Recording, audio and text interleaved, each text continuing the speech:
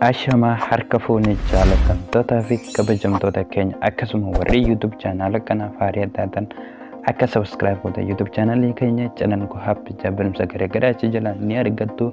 Har'a barumsichiin an isiniif qabadee dhufee barumsa baay'ee haraan bareedaa tokko kan isinillee barbaachisu isin irraatti fayyadamtan akka irraa fayyadamtan abdiin qaba. Barumsichi keenya kan har'a akkaataa imon namni osoo waliin haasa'uu jirtanii screenshot suraa godhachuu hin dandeenye yookaan viidiyoo si waraabuu hin dandeenye akkamiin goona warri hin jettanii keessaan nagaafachaa turtan har'a isiniif qabadheetiin dhufe. Egaa barumsichi keenya imon keessa ni galtu jechuudha. Erga imon keessa galtan boodaan mallattoo ida'uu tanarra ganni tuqattu jechuudha. Egaa tuqatan boodaan mallattoo tuqa sadeen tanarra ganni dootan jechuudha. Egaa ragga dootan boodaan iddoo setting jettu tanarra dootan jechuudha.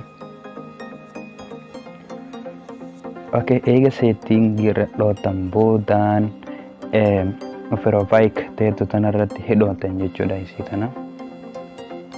Egaa isin ragga dootan boodaan blog screenshot for call state tan raggan hidhootan jechuudha isii tana kunnoon agartani. Eega tan raggadhootan boodaan akkatti isinii fide jechuudha. Akkatti isinii fide jechuudha.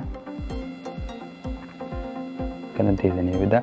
Eega kanatti isinii fide boodaan maal gootan inni akkanarra jira jechuudha. Isin maal gootan isii kana itti bantanii jechuudha kunno.